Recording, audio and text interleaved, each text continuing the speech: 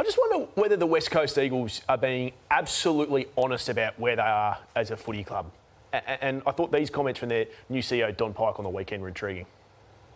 We're not sitting going, we're accepting that this is our lot. There's an urgency of right now to go, let's fix this and let's get going back playing the style and brand of footy which we want to play and which our members and fans want to see. And that's the challenge.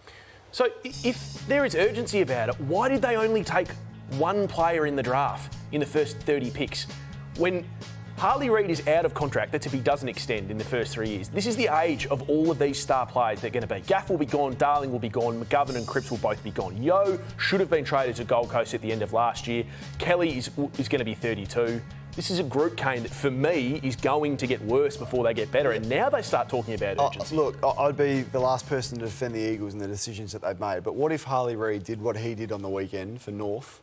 And then we'd be sitting here going, how could West Coast have not taken Harley Reid? Would we not? Okay, but if they didn't split the pick and they wanted to take Harley, that's fine. They needed to then go trade Darling. They needed to get pick 26 I don't think anyone wants Darling now. They needed two top 10 picks for Barras. There were opportunities to have more players in that draft. Now we're going to get to a point where in the next 2, 3, 4 years, the Tasmanians of the world are going to come in and take a lot of these picks. I'm just not sure they looked far enough down the road until it was too late. Sam, they can build a team around Harley Reid. What I saw him for the first time, first-hand on the weekend. He's a freak. When he kicked that goal and held onto his jumper, that was a clear message to. And you obviously were given the wrong information last year. You were adamant West Coast wouldn't take him and he wouldn't go. They did take him. He did go. He's on a 3-year deal. After round 6, they can offer him a 4th year, and that could well happen. We don't know, but. From what he did on the weekend, Matthew, he said to me he's staying. But to Sam's point, they need more than Harley Reid. Like, of course he can tug his jumper all he likes, but Matthew, everyone was saying Sam has been adamant that he's not going to stay. Well, didn't look like that to me.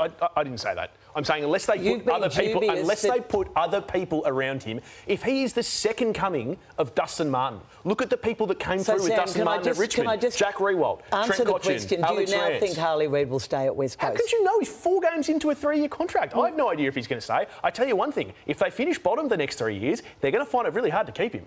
Because he's going to be offered 10-year deals at $18 million from 6 different clubs. I thought that was... Look, I'm not saying Harley Reid is going to alone be the next part of the next premiership, but that was a big positive sign from him. What you say, that was and really... he was sending a message to people like you, Sam, and others who said that he was not there for the long haul. I thought it was really smart. I thought it was mature and smart. Now, whether it was just the instinct to do that or whether that was premeditated... I tell you what, he's a feisty... Yeah, and he is, and he might feature in Close Checking shortly. Oh, can't wait.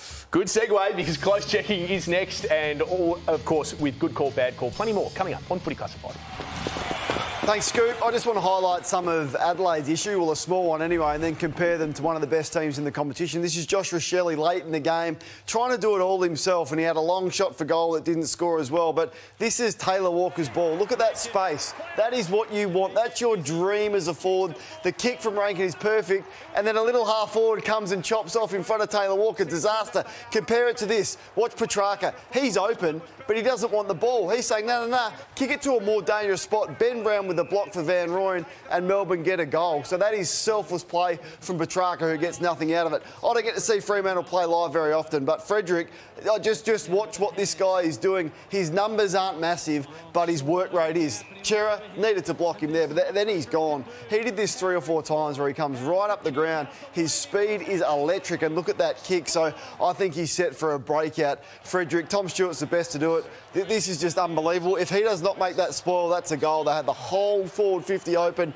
saves the goal at a critical moment. What a star. We've all been here.